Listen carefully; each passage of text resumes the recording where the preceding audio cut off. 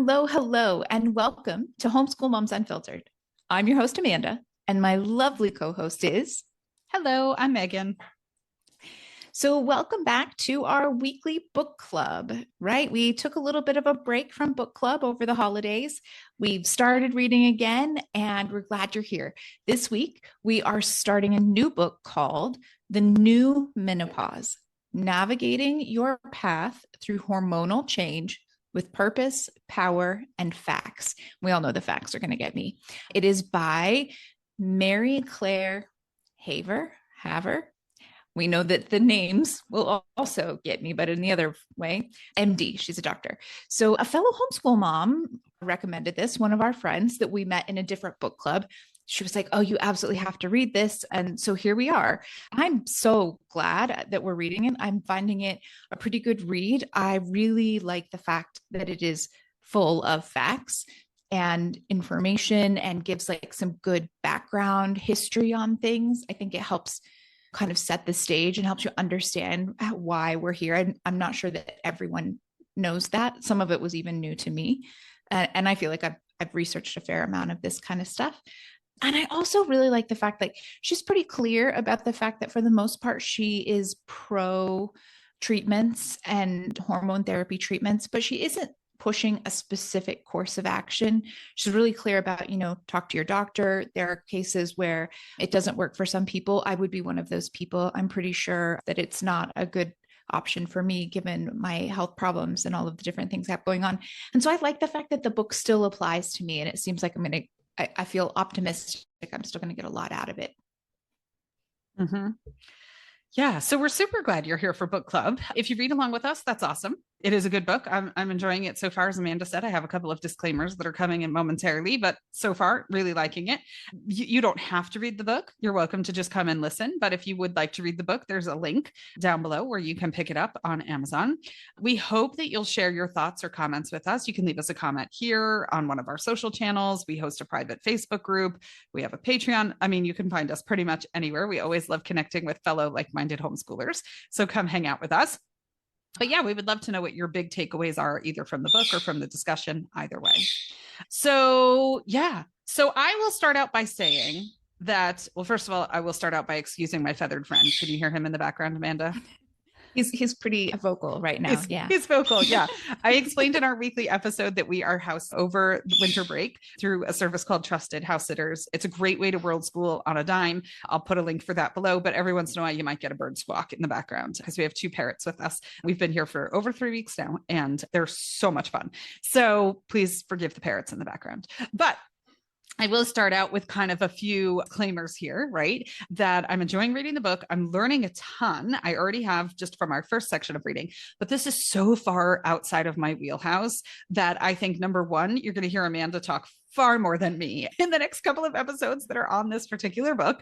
And number two, I think I'm going to end up feeling a little bit stupid during these episodes. And I'm okay with that. I'm not vain enough to be like, I can't show up and not be the smartest person, on a particular topic. I'd rather show up and not know things and learn from them, learn from our conversation and learn from the reading. But I definitely think that this is not going to be my strong suit. I have two kind of things working against me on this front. The first is, and I don't think I'm alone in this, because how many people do we come across in Facebook groups who have left ultra religious upbringings or, really kind of seen the light and kind of changed their ideology and their philosophy as adults. But I grew up very differently from the way I live now. I had a very conservative education. I mean, the extent of my sex education was don't have sex. And then when you get married, make lots of babies. And no one even really told me how to make babies. When I got married, I bought a book on Amazon. I thought you had to have sex during your period to get pregnant. And I was like, that doesn't seem really fun. And then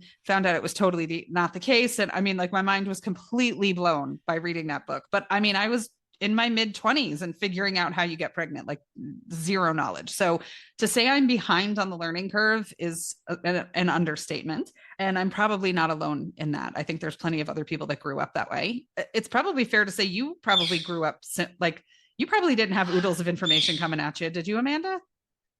No, I did not have a ton of information. I definitely learned significantly more when we were dealing with infertility. And so from that regard, I have a lot more information, but hopefully the vast majority of people who are listening to us have not been down that road and didn't have to learn quite so much about their bodies just to have a baby. Yeah. And I mean, I've always joked that like my husband could sneeze across a crowded room and I could get pregnant. So I didn't have to learn those things. It just was like, oh, look, I'm an hour later, I'm pregnant. Right. So, which I understand how fortunate I am to be in that position. I'm an only child because my mom was not in that position. So I totally get how lucky I am that that was a smooth path for me. But yeah, I didn't have that learning avenue either. And then on top of it, kind of my second variable that puts me in a disadvantage is that I have pretty extreme medical PTSD. My husband almost died of cancer. He fought cancer for 2 years, and it was a really horrendous situation. I don't think cancer is ever a pleasant situation, but it was one of these situations where, like, every time we would go to the doctor, they would say it could be, where they'd run a test, right? And they'd say, well, it could be A or B. We're really hoping for A, but it could be B. And they would kind of prepare us for B, like just in case it came back that way. And then more than one time, multiple times, the test came back with like mystery option F, which was 10 times worse than anything we'd been prepared for. And oh my gosh, what are we going to do? And we're going to have to call in a specialist from another country and like all this stuff, right? And this kept happening. And so it made me really just kind of, I mean, I'm petrified of all things medical at this point, and pretty much always convinced that I'm dying, someone's dying. I do not go on WebMD. I avoid doctors at all costs, which I know is unhealthy. Please don't send messages. I get it. You're just going to stress me out more, so don't send messages. So I have to say, I found this book pretty overwhelming to read. It's a good book. I'm glad I'm reading it, but it's a lot for me from my starting point to take in. So at the risk of sounding completely ignorant, let's dive in. This week, we're talking about the letter to the reader and chapters 1 to 5. And I highlighted the same starting quote that you did, Amanda. You want to kick us off? Yeah. So it's just in that very first letter to the reader. And it says, quote, "Yet it wasn't until I began to be active on social media that I discovered that throngs of women have been yelling loudly for years, but no one had been listening, and they were desperate for help. These were women in perimenopause or menopause, and they felt isolated and distressed by a collection of disruptive symptoms." And for me, I know you said you highlighted the same quote. I'm just like, true story, right? Like I've I have a really complicated medical history. I have a lot of health problems and not a lot of great answers. I've got a lot of specialists and all this jazz. And I have a great primary care physician. I spent a lot of time finding one who could handle all of the specialists and all of the referrals and make sure that the medications aren't interacting with these and that we're doing the right things and all of that. And I feel really confident in what she does for my very complicated medical path. That said, when I went to her and said, "I'm in perimenopause, is there anything that I should be doing? Is there anything I can be doing that will help with this? Like I'm having some of these things and this is going on." And she was like, "No, you're not." Like just absolutely no, like she's young. She was pregnant with her second baby. Like she's not there yet. She didn't learn enough about it and was just completely unhelpful. Not in a, malicious way in any way, shape, or form. Just you don't know what you don't know. And that's sad that our doctors don't know. Right. Yeah. And our author says that time and time again throughout the book, where she'll talk about a situation like that and she'll go, "That was me, right? That used to be me. I used to do that." She admits it over and over in the book. And so later on that same page, she says, "Once I went through menopause myself, I got it." And I thought that to me just speaks at this broader situation in our culture or in our society, not just with menopause or a medical thing or anything, but I think so often in humanity, we just don't fully take the time to understand someone else's position or empathize enough with their experience until it happens to us, which is so sad, right? Somebody will have something and then when it happens to you, you're like, "Oh man," and you realize like what a crap friend you were, or how terrible your reaction was to somebody else's, news or update or difficulty or whatever, right? And it's like, why do we continue to do this over and over again, that we struggle so much to really try and understand other people's positions? And then when it happens to us, we're like, "Oh, well, now because I've experienced it, I will now validate what you've been saying," right? Or the way you felt about something. And I'm like, "Oh, that's just not okay. We need to work on that as a whole." Yeah, that's true. All right. So that brings us to chapter 1. It's called It's Not All in Your Head. Thank you very much. It's not. I think your quote might be first. So having very little knowledge on this topic, right? Obviously, I know estrogen is a thing, but I really liked the way she explained estrogen here. And she says, so I'm kind of like the sub narrator of this book club for people who have no idea anything. Like I'm like the footnote that explains the things that maybe other people think are really obvious, but aren't. So join me at the footnote section of the discussion. So it says, estrogen isn't just a pretty hormone that's key to reproductive capabilities. It's responsible for so much more. There are estrogen receptors throughout almost every organ system in your body. And as your levels drop, these cells begin to lose their ability to assist in maintaining your health in other areas, including your heart, cognitive function, bone integrity, and blood sugar balance. And I did not know any of those things. So I really enjoyed learning that and highlighted it. Yeah. I mean, I'm not sure many people do know everything that estrogen does. I mean, the way doctors handle it, I would guess a lot of them don't know. Yeah, that. exactly. But we can get to the reasons why in a couple more chapters. So the thing that I highlighted on this page, there's a quote. She says, here's why your symptoms, of which dozens, including the well-known hot flashes and the not so well-known frozen shoulder, are the direct result of declining estrogen. My patients, colleagues, and I have been taken aback by the emerging research that's starting to explore the relationship between the menopausal drop and estrogen and issues like chronic cough, tinnitus, and benign positional vertigo, just to name a few. And for me, that was the first thing in this book that I was like, seriously? Like, I don't even want to think about how many of my female friends have shoulder problems. This frozen shoulder, I had no idea that that was part of like menopause and perimenopause. And the chronic cough, like my mom has had a cough for 20 years. Hello, like how many of these things, like, why is no one like, why? Yeah. Why? Because we are the inferior sex and don't warrant any sort of medical exploration, interest, all of the above. Yeah. All right. So the next thing I had was on page 5. It's just a quick little, she's got a call out box. And the quote that I pulled out says, a study published in the journal Menopause reported that a woman starting estrogen at 50 can expect to live up to 2 years longer than women who do not. And per year, it's associated with a 20 to 50% decrease in dying from any cause. And for me, that was just one of those, like, that's like a really hard to believe stat, right? Now, she goes on into reasons why estrogen and hormone therapy aren't for everyone. Like, wow, like with stats like that, why is there not more research there? And why do we not know more about this? Like, yeah. Mm-hmm. Yeah. So my next quote was, she kind of goes into this section here. Let me start that over. Sorry.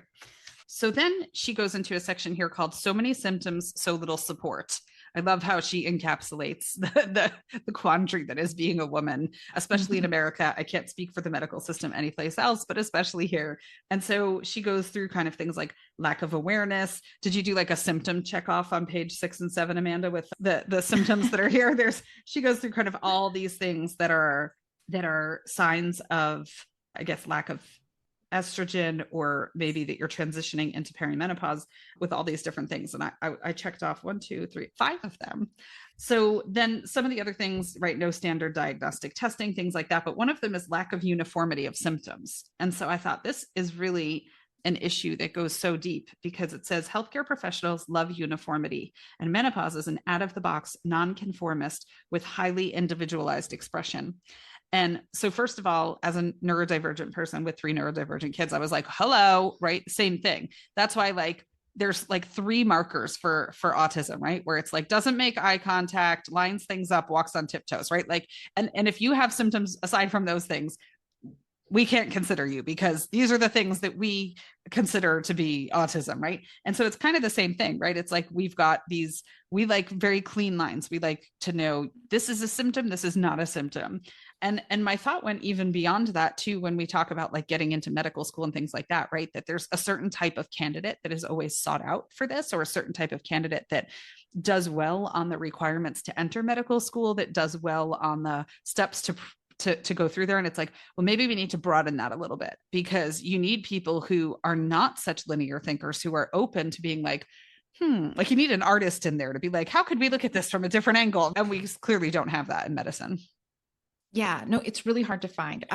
One of my teams of specialists, and it takes forever to get into an appointment to see them, but it's a team of 3, and it's an immunologist, pulmonologist, and a functional medicine doctor. Ooh. And they work together. And anytime you see them, you get an hour with each one of those doctors, and they get together and they talk and like consult in between each, they're like, and I mean, what you get is so much better, but you tell me anyone else who is spending an hour with any doctor, let Right. alone 3 hours in a row with a team of doctors over a specific condition. Like, it's just so hard. And for the record, I have like dozens of the ones you had 5. I have dozens of them. But that's yeah.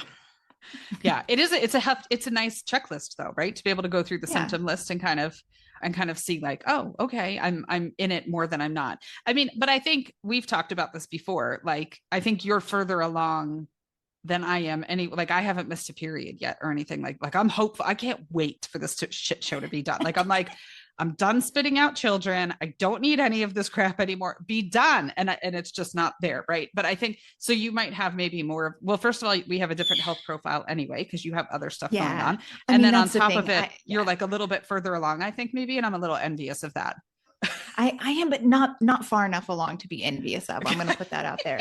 But yeah, I mean, my thing is I already have an autoimmune condition. Right. I've had fibromyalgia for a couple decades. She makes a point of saying that like the vast majority of fibromyalgia cases are women over 50. Like, I got my diagnosis when I was in my late 20s because of something else that I had right first, and all this kind of stuff. So a lot of the things on here and I think in many ways, I'm probably going to struggle more with getting appropriate care, because so much of the other problems that I have are these sort of women's problems that are exacerbated when you hit perimenopause and menopause, and then tweezing those out and figuring out, can you do estrogen hormone treatment, and what kind of things can you safely do considering the other problems you have. It's going to be fun. It'll be a fun stage of life. I'm so excited for it.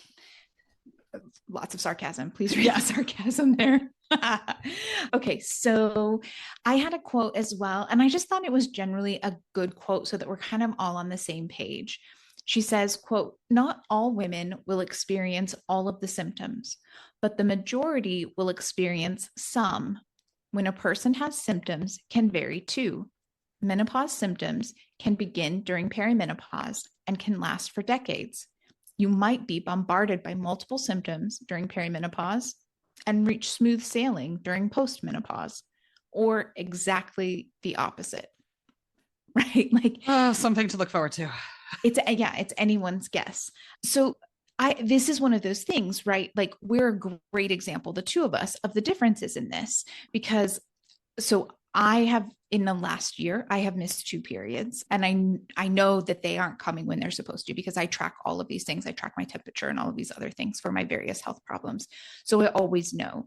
And it's, like a bunch of normal periods, and then I'll miss one, and then I'll have, 4 or 5 normal periods, and then I'll miss one. So I'm not anywhere where exciting yet. I still got a long ways to go. They're still coming every like 25 days, which is new, like they get closer together, and I'm not happy about that.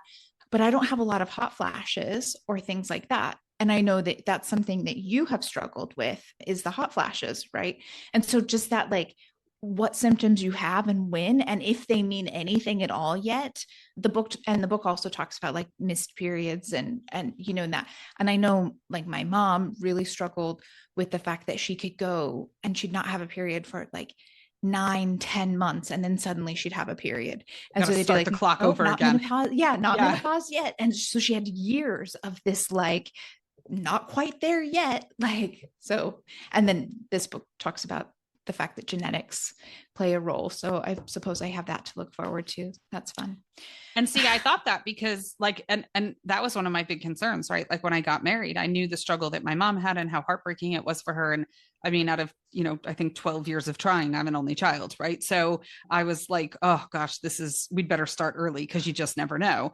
And my mom was said and done with menopause by the time she was like 37, like everything had shut down and like all that stuff. And here I am, I'm 43 and I'm still going strong. Now, mind you, I'm very grateful that I have 3 healthy kids and that I didn't struggle to get. So there's a plus side to that, obviously, too. But now I would like the menopause early side. Now that I'm done having kids, I'd be like, okay, now I'll take the other side of that pendulum swing, please. But yeah.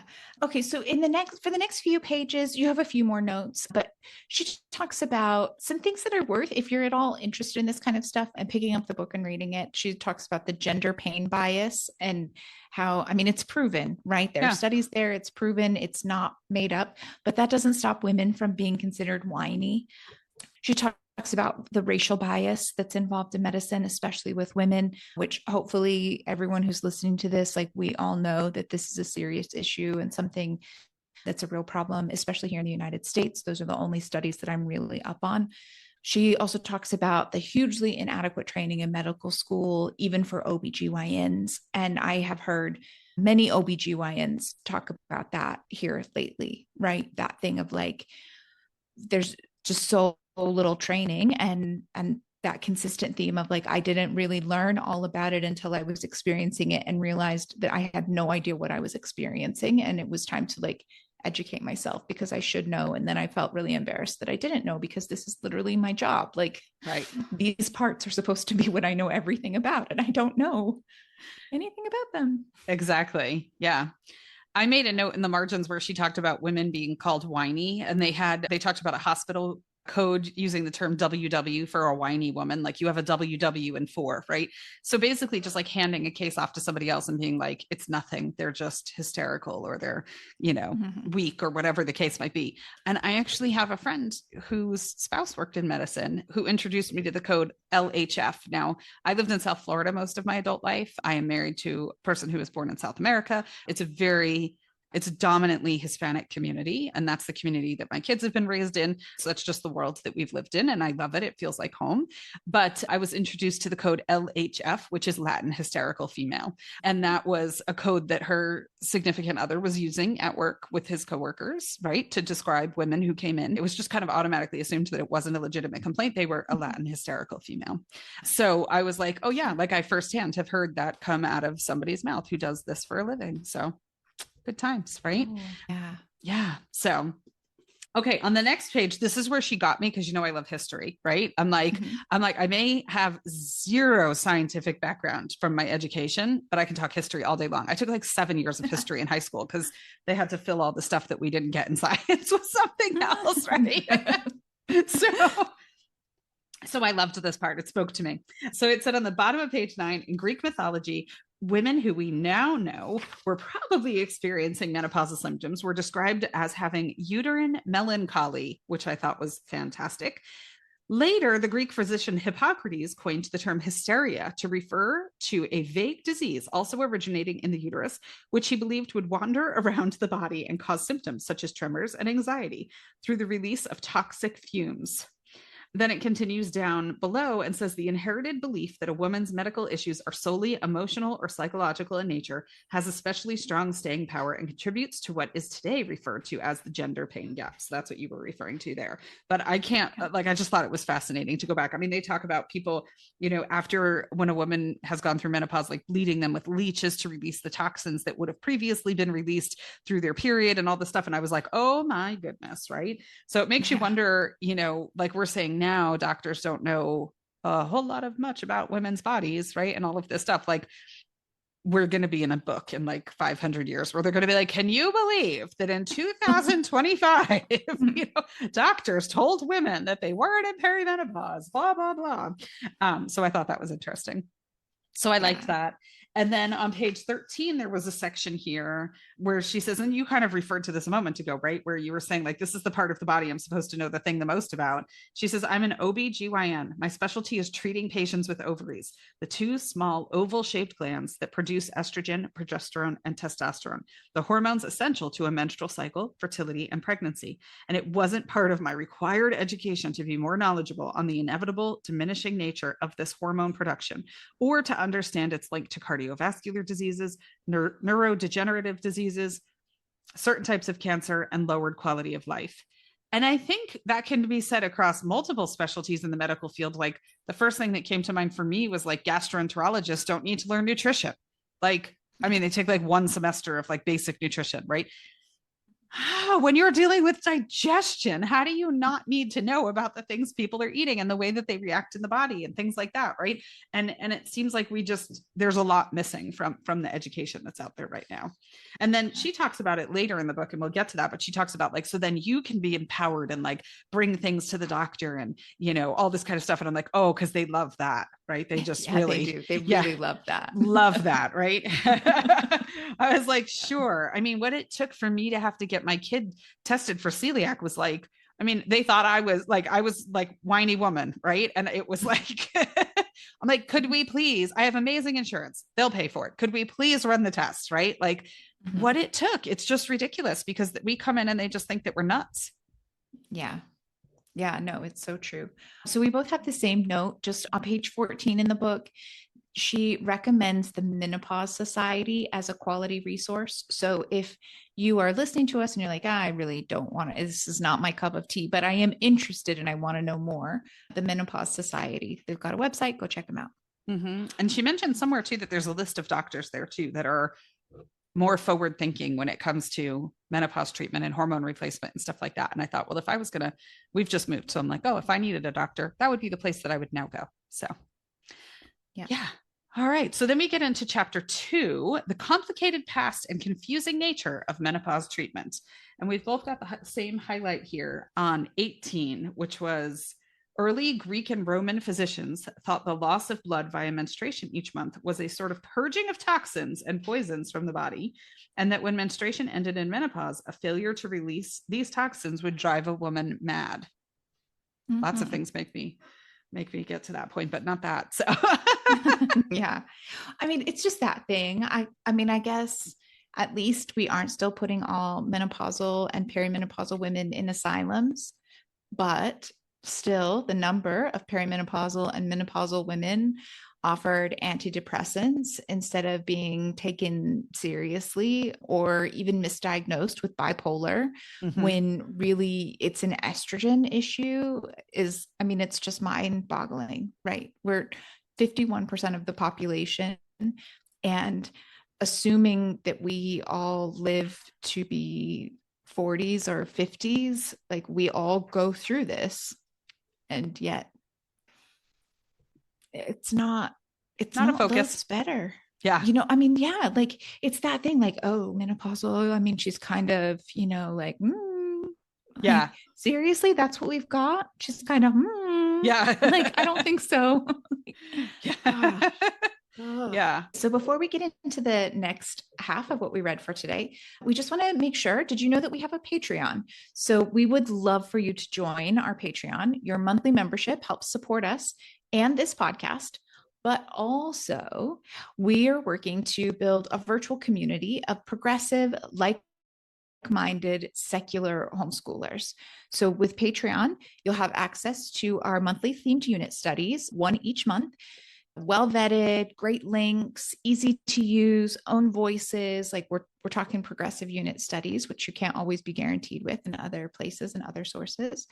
And then one of the levels gives 2 live virtual events every single month. It doesn't matter if we are on totally different time zones. It doesn't matter if one of us has to wake up at 3:30 in the morning to host this event for people who are in the United States. Like we make sure that these happen. Okay. So we've got a monthly happy hour coming up. It's all about community building and making friends.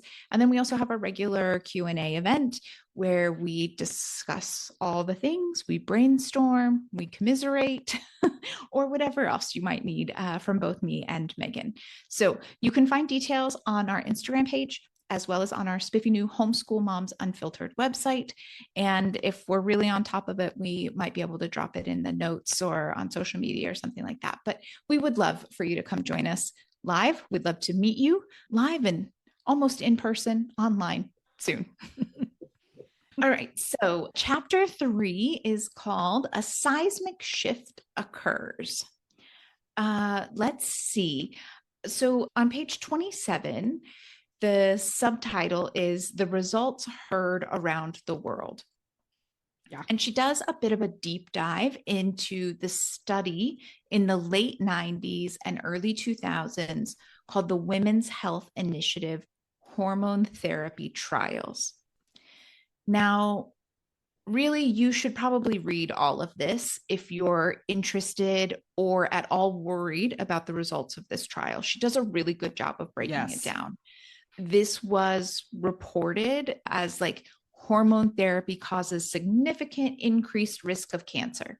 I've heard this. Yep. I personally have been skeptical of hormone replacement therapy, right? Like, and right now it's having a moment. It's super trendy. There are all of these options. There are like online companies. You don't really know which ones are like fully vetted, and you don't know, and there's a million supplements, and there are a million people saying they're doctors and giving advice, and you don't actually know if they're really doctors. Like menopause and perimenopause and all of this stuff, it's having a moment, and it's hard to know, right, fact from fiction. So she does a great job of really diving into the last big study that was done on hormone replacement therapy.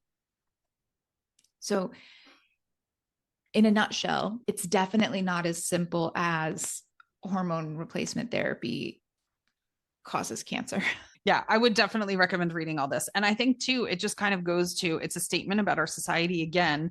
I mean, how many times, right, did we hear like aspartame kills rats, right? And it's going to, brain tumors and this, that, and the other thing, right?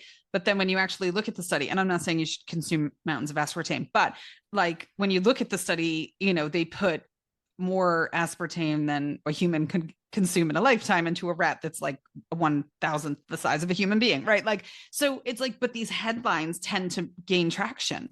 And sometimes the actual study or the actual findings are not written in a way that the average person can read and understand them. So here she's done a really great job of breaking it down. And it definitely eased my fears about hormone replacement therapy. Reading this, I was like, okay, I trust this random woman from the book on Amazon, but I trust her enough because she broke it down really simply. And I feel like it's okay. It's safer than I thought it was. So yeah, I would highly recommend reading that section if you're going to pick up the book.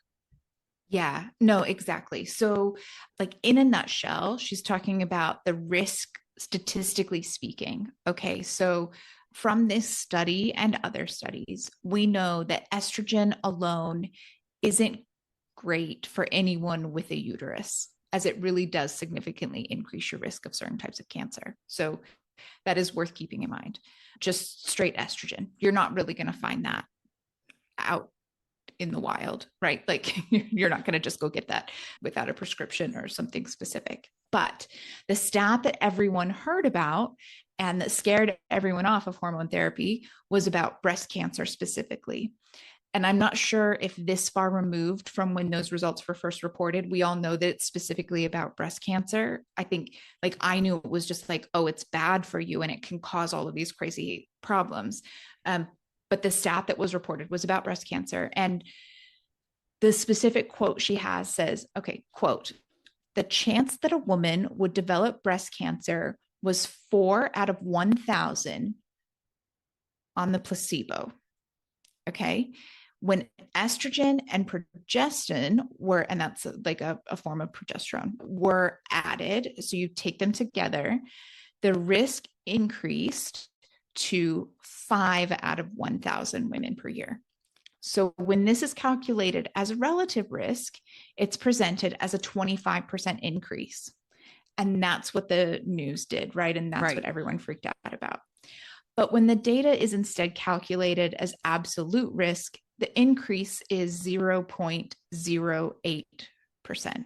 So, and that's it. If you're thinking, okay, I really want to do this and it will make my life a lot better, but 1 out of every 1,000 women get breast cancer when they hit menopause. And if I do this, now it's 5 out of every 1,000. Like, well, I mean, I don't think any of us are like, hey, I really want to do this thing that makes me more likely to have cancer, but there are definitely trade-offs. Right. And that's not a particularly huge increase if it's really going to significantly improve your quality of life or help with all of the many other things that the book talks about. It can potentially help with. Right. Because then it talked about heart disease and all this other stuff too. So it's like, if the cancer risk, that small cancer risk doesn't go up, then your heart disease risk might go up even more, or, you know, other things, the cognitive awareness, Alzheimer's, things like that was all mentioned in here as one of the alternatives as well. So you really have to weigh that pretty heavily. Yeah. I mean, that's it. There are a lot of things that the treatment can do for you. Okay. So now big picture, the study was a bit flawed. Okay. They only did a couple specific formulations. And we all know that there's no medication. There's only one type, right? Like we really need a bigger study that looks at different formulations and, you know, different things like that to see where the differences are. And as we just discussed, the reporting of it was absolute crap. Total aside, there is a great Malcolm Gladwell podcast about how bad science reporting can quickly spiral rather mundane things completely out of control. Mm-hmm. And when I was reading this and the coverage of it in the early 2000s, I was like, oh my gosh, this is totally like that episode that I listened to recently. So anyway, one thing that did come out of the study is that it seems it's best to start menopause hormone therapy within the first 10 years of entering menopause. That's really like the sweet spot. That said, I'm not sure what that means for women who are wanting to start during perimenopause. Like the book has talked about the fact that you can start with symptoms during perimenopause. They can be quite intense for some people. She has not yet covered what that looks like, but also we're just at the very early stages of reading the book. So maybe it will get covered. Mm-hmm. Yeah. Yeah. It made me feel better about the whole thing. Cause I know I had been prescribed testosterone cream years ago and I was like, scary, all hormone replacement, like even not even estrogen, just any hormone replacement. I was like, scary, causes cancer. Don't want it. You know, like all of it. I mean, I'm afraid of the microwave. It's not a far leap to think that I was going to believe this news report. I mean, we talked about like, until you've had the experience, it's hard, right? Like the hospital that my husband went to when he was sick is this huge cancer center in Miami, and there's no parking lot there because it's a downtown area. It's all valet. And I stood at that valet line waiting for my car to come back at how many appointments? Like at one point he was in the ICU for like 26 days. So I'd go down there twice a day, every day. So it's a lot of time spent standing in the valet line. And when you see the other people that are all standing there in the valet line, especially these mothers with their small children, it's just, there's no coming back from that. You'd be scared of your microwave too. So yeah, I was petrified of hormone replacement therapy. So I really like the way she broke this down. She talks about on 35, the fact that she herself has a website too called The Pause Life. Pause meaning like a pause button, PAUSE, menopause, pause life, where there's links to medical journals and things like that. This is the part where she says where you can print them and share them with your doctor. And I'm like, ooh, because they love that. They just absolutely love it when you bring them things from the internet. I've never met a doctor who isn't like, tell me more about what you Googled. So that's there, but it's a good resource for us, right? And I mean, really, I put in my notes for that, like, if you have a doctor who gets pissy about that, then it's not the right doctor. But it's a needle in a haystack to try and find somebody who's going to love the fact that you've brought them internet research. So it's difficult, you know. Hannah Gadsby does a bit about that because she self-diagnosed herself as autistic before going to see the specialist. And it's in her show, Douglas, where she's like, doctors just love it when you self-diagnose before you get there, you know? And I'm like, they sure do. Favorite part of the day. Exactly. Right. So, all right. Chapter 4, together we are changing the change. Okay, I like it. Yeah. So it starts off with a real WTF moment for me. Amanda, you wrote down the statistic. Do you want to share it? Yeah. So the quote is in 2021, the National Institute of Health reported that approximately $5 billion in federal funds in the United States was allocated for research in the areas of women's health. It's a good Of start, right? this You read amount, that and you think, oh, how promising, right? oh, like, okay, yeah, Yeah. $5 billion. I mean, that's not going to go super far, but like, I mean, we're talking billions. Okay, great. Of this amount, research on menopause received a mere $15 million, which equals 0.003% of all federal funds for women's health research. So, yeah, 51% of the population, we're all going to go through it. And if you round the amount, it's 0%. Cool. Cool. Exactly. Yeah. I was like, I think I shouldn't be surprised, but I still am somehow annoyed, surprised, combination of emotions. I don't know, but I shouldn't be surprised. I mean, you can't even round it to like, oh, I rounded up, so we got half a Right. percent. Like No. it's literally you round it to zero. Yeah, Like we're exactly. homeschoolers, we know how to round, and that's rounded to zero. Exactly. Yeah. So the next section where we both made notes, you made a lot deeper notes than I did, was about workplace support. And she talks about how little is known in the workplace. And my sole note here is menopause doesn't stand a chance against late stage capitalism. I have no hope. But you made some deeper notes than that. What did you put? Yeah, so she's just talking about a career and leadership coach who wrote a piece for Forbes magazine, and they're talking about, like what changes need to happen to better support women in the workforce. And this career and leadership coach suggests menopause training for managers, access to menopausal resources, establishing a corporate menopause policy, and encouraging open conversations to help lessen the stigma that keeps so many women silent. And I'm like, can you imagine? No. I mean, Could you imagine? I mean, you can't even get set maternity and paternity leave no. policies. Like, can you imagine a corporate menopause policy? I mean, I have a really good friend who cried in front of her boss one day, which she was devastated about because, she's like, here I am. I've worked so hard. I've got a master's degree and like all this stuff. And then I freaking cried in front of my boss, like, and her boss was literally just like, if there was a sinkhole that could have swallowed him, he would have been so much happier because he was like, there's a woman crying in my office and I don't have a freaking clue what to do. And I'm just envisioning him sitting there listening to a discussion about menopause and him being like, la, la, la, la, I can't hear you. Right. Like it's just not happening.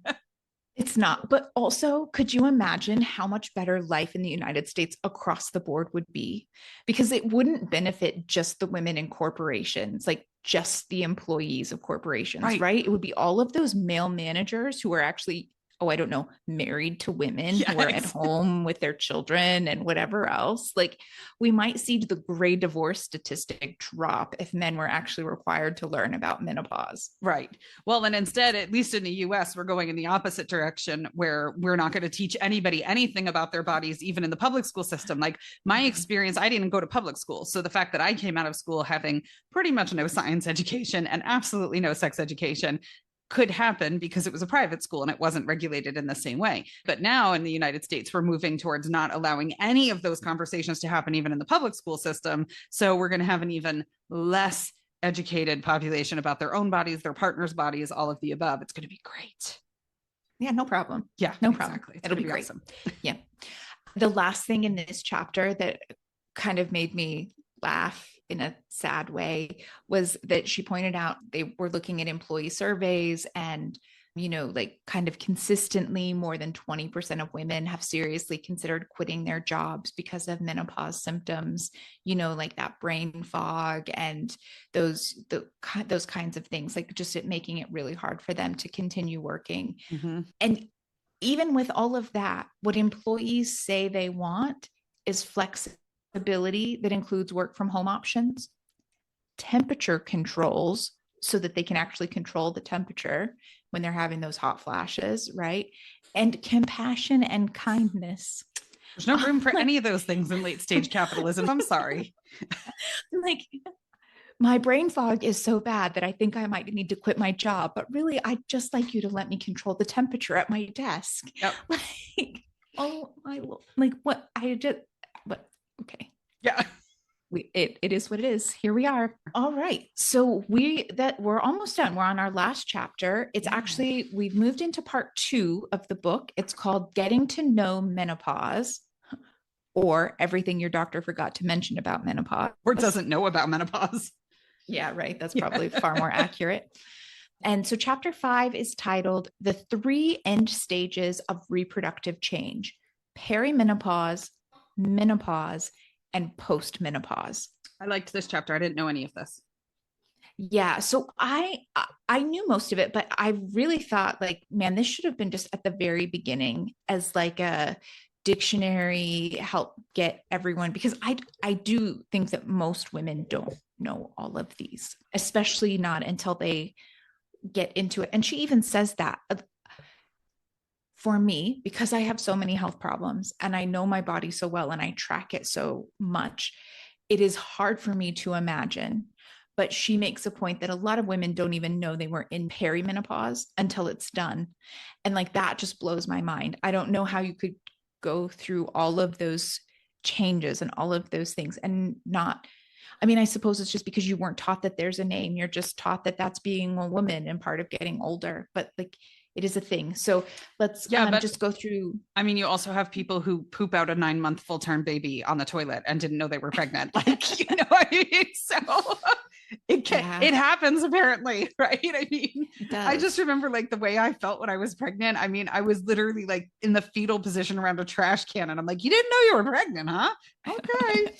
You know, like a breeze blew across my boobs and I'd be like, ow, you know, and I'm like, you didn't know. Okay. Well, I always thought like I would have liked one of those pregnancies, right? It had to have been very different from mine. Like it had to have been light years away from. But okay, so I'm just going to run through the different kind of definitions that she gave for these phases, because I think they're really helpful. They're good. So you have perimenopause, an extended transitional stage that happens before menopause.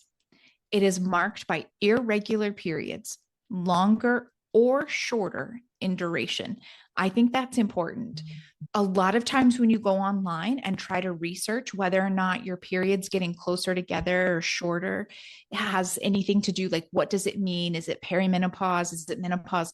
There is very little stuff easy to find online about that. So Meagan is not allowed to go Google these kinds of things. I absolutely did in the early stages of, like, I used to be a clockwork 30 days, every 30 days. And now I'm like 25, 26. What is going on?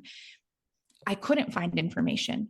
One of my big moms groups, I have one of those birth month groups from when I was pregnant. It was there that they were like, oh no, totally normal, like super common first stage of perimenopause. Nothing to worry about. Just know that it's normal. And this is like, it's the start of all the things. And so I went to my doctor, and my doctor was like, oh no, you might have fibroids. We should do some tests. You know, like, it's like, I was so relieved to see that in the list of like, this is what this is. And women should know that this is a thing. It's a thing. It's common. It's normal.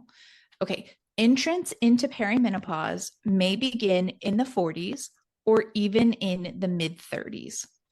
And average duration appears to be 4 years, with a range of 2 to 10 years. That was a little depressing for me. Yeah. This could go on for 10 years. And we were talking about the difference between us. It is worth noting that I'm a year older than Meagan, actually a little bit more than a year, I think. So, you know, like, I'm probably about a year ahead as far as like these things go. And all in, it's probably been about 3 years since my periods started getting shorter, closer together. So I've definitely exceeded the minimum 2-year. I don't think there's any way I'm going to be at the 4-year mark, because I just had a normal period. I'm like, I'd be pretty shocked if all of a sudden it just went MIA indefinitely. So yeah, I'll probably be closer to that 10 years. Clocking mark. it in a decade. Why not? Why not? Okay, so menopause. Menopause is when you reach a single point in time. So you reach menopause when it has been 12 months since your last period. It is a specific date on the calendar rather than specific signs or symptoms. The average age is 51, with normal menopause falling between 45 and 55. Early menopause happens before age 45, and premature menopause before age 40. So, menopause, we talk about menopause like it's this long thing, but technically, medically speaking, menopause is the single date on the calendar when you have officially not had a period for 12 months.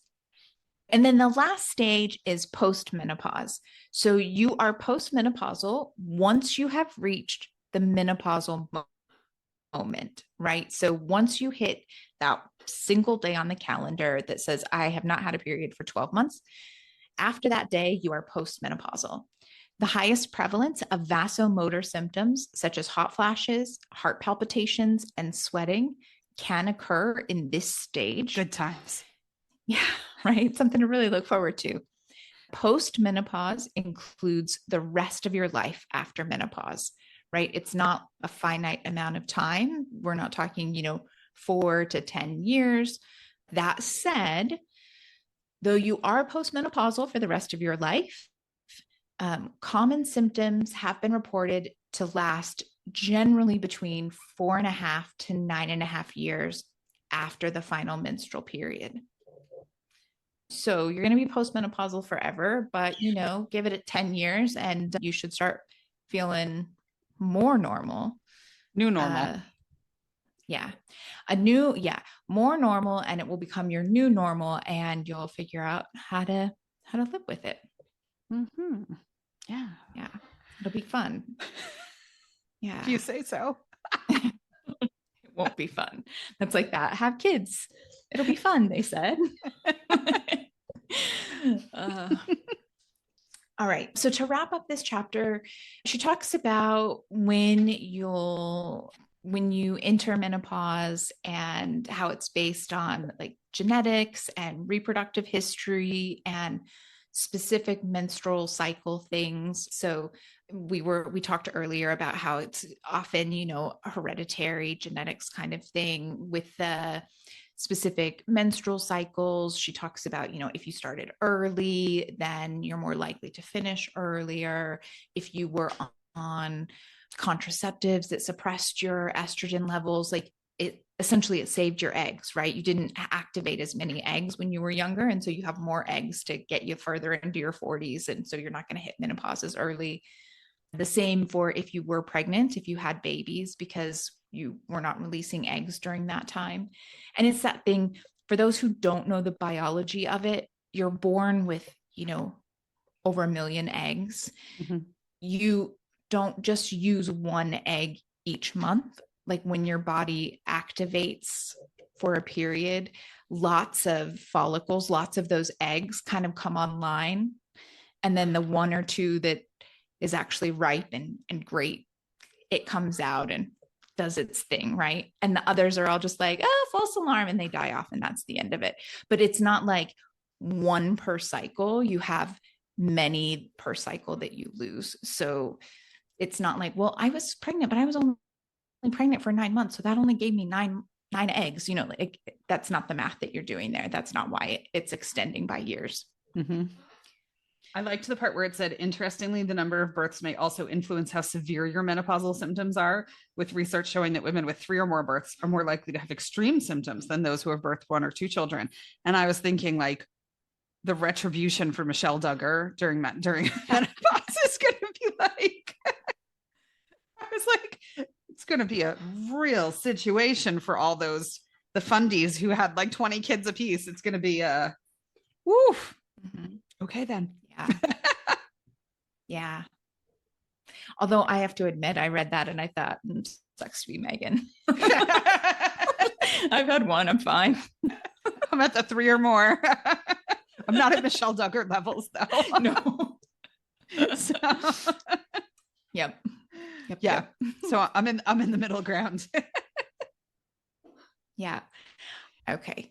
So she kind of ends this chapter with talking about different types of hysterectomies and medically induced menopause and things like that, right? So she has this conversation about hysterectomies and the removal of one ovary or the removal of both ovaries. And for me, this is kind of a personal issue. And I'm not sure that anyone who is on here listening and that follows us is going to be in this situation where they're completely uneducated about this. But if you don't know, please be careful with this. So I grew up in a rural area. It was so common. It still is pretty common for rather uneducated doctors who just don't know about women's health the way they should to recommend really bad options around this. The number of women I know who were told, like, just get a hysterectomy. And then it becomes this thing like, well, while you're in there, we can just take it all out. Do you want us to do that? Like, we'll just take it all out. And then you won't have there'll be no chance of any other problems. Like, this is not ideal, right? Like, this is not an optional thing that you just do because it might be easier. Specifically, I want to make sure I read the stats so that you understand what I'm talking about. So surgically induced menopause is when you have the ovaries removed. And oftentimes, right, you're having a full hysterectomy where they're taking the uterus and both of the ovaries. She says it's a big deal.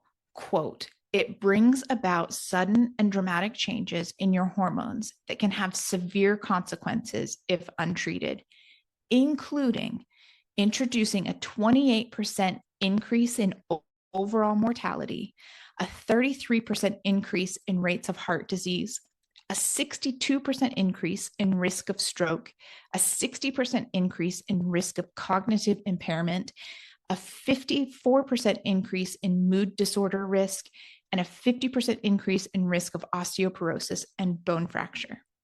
So, like, just be very, very sure that this is the only viable course of action. And as the author says, quote, have a plan to proactively and aggressively treat your menopause. Like, I have a cousin who had this procedure done at a young age, and it's just, I have too many family members who this is being offered to by people who are not aggressively and proactively treating with like the best modern medical medicine treatments and research and all of that stuff. Like, just, this is one of those things, like, make sure you really educate yourself. There are absolutely situations where this is the right call and this is the thing that you need to do. And you just work with a great doctor and make sure that you're putting all of the things in place to mitigate as much as you can. Don't do this because you're fed up with your body. Like, you won't have a body. You won't be here for your family. Like, the rates of all the bad things. Yeah. All right. Well, that wraps up week 1. Yeah, I'm excited we're reading this. It's very foreign territory for me, but I'm learning new things. And that's good because I'm 43 and I should know more of these things. And it's kind of a less intimidating way to learn them by doing it through book club and like chatting about it with you and all that kind of stuff that, like, if this were just sitting on my nightstand, I would be scared to read it forever and I would never read it. And so that's how that would go. So yeah, we hope that you're enjoying. It's definitely a book that's worth picking up and reading, whether you are someone who is going to go through menopause, whether you are partnered with somebody who, it's a good book. Everybody should read it. Pass it to your spouse as well. So in any event, that will wrap us up for this week. Listen, we are recording this on January 9th, 2025. There is some insane shit going down with social media right now. So whatever platform you're going to be left on by the time all of this is said and done, like and follow us, right? We created a Blue Sky account today. We don't know where we're going to end up depending on what happens with Facebook and Instagram and everything else. We're already not on Twitter/X. So find us wherever you feel safe and comfortable on social media. We are there. We're on YouTube. Come and hang out with us. We would love to continue the conversation with you. So thank you. Thank you. So thanks for tuning in and hanging out with us today. We'll be continuing this conversation next week on Thursday. And in the meantime, happy homeschooling. Yeah. Have a great one.